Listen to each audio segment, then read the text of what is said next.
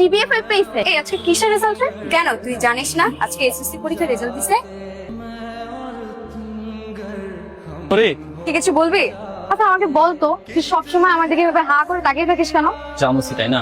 জানলেও আমি শুনতে চাই। আচ্ছা শোন, তুই চাইলে কিন্তু ছেলেটা শপিং করতে পারিস। করতে কালটা ভালো লাগে, কিন্তু আমার মনের মানুষকে কমপক্ষে 8 থেকে 10 বছরের বড় হতে হবে। মনের মানুষের চোখে একটা চশমা, গাল ভর্তি দাগে। আল্লাহ, আমি স্বপ্নে দেখছি নাকি বাস্তবেই আছি? তাহলে কি আমি আমার মনের মানুষ পেয়ে গেছি? স্যার দেখে ফেলবে তো। আরে দেখে ফেলবে তো ভালো। আরো জানুক আমি স্যারকে কি পরিমাণ পছন্দ করি। স্যার কিভাবে যে বলবো আপনি আমার সেই মনের মানুষ যার জন্য আমি এত কাল অপেক্ষা করেছিলাম। আপনাকে কখনোই হারাতে চাই না স্যার। আমি 100% শিওর স্যারের গার্লফ্রেন্ড আছে। তুই বেশি কথা বলিস না তো। থাক সামরি। স্যার আমার আপনার সাথে একটু দরকার আছে। ঠিক আছে বল। আর আমি ঘুরিয়ে পেঁচিয়ে একদম কথা বলতে পারি না, তাই সরাসরি আপনাকে কথাগুলো বলছি। তার এমন একটা ছেলের সাথে আপনার একদম হুবহু মেয়ে যেরকম একটা ছেলে আমি চেয়েছি। স্যার আমি আপনাকে প্রথম যেদিনকে দেখেছি সেদিনই আমি আপনাকে ভালোবেসে ফেলেছি। আমি আজকে যাই, হ্যাঁ কালকে স্কুলে দেখাবো। আমি আগেই বলছিলাম আপনাকে পাত্তা দিবে না। স্যার আপনি আমার সেই মনের মানুষ যাকে ছাড়া বাঁচা সম্ভব। হ্যাঁ মে, এই এদিকে আসো। তা আজকে ক্লাসে আপনি আমাকে সবার সামনে এভাবে অপমান করে বের করে দিলেন কেন? ক্লাসে সবাই অঙ্ক করতেছিল আর তুমি অঙ্ক না করে খালি খাতা রেখে অন্যদিকে তাকাইছিল। আমি তো স্যার আপনার দিকে তাকাইছিলাম। অঙ্ক না করে আমার দিকে তাকায় থাকাটা কি অপরাধ না?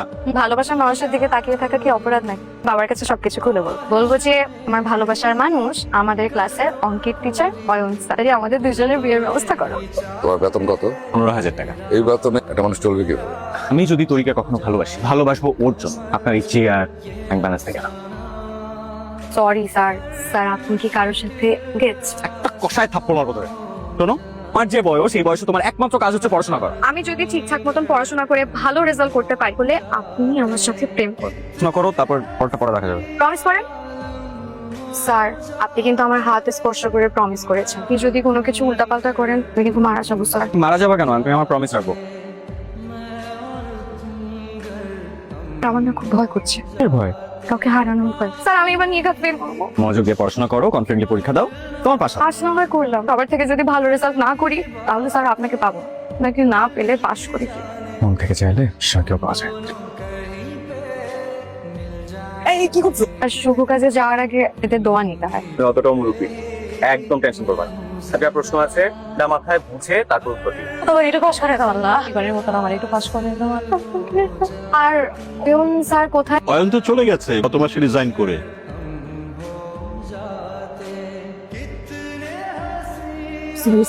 একটা কথা আমি স্পষ্ট ভাবে বলতে চাই, আমি তোমাকে সত্যি অনেক ভালোবাসি ধরি।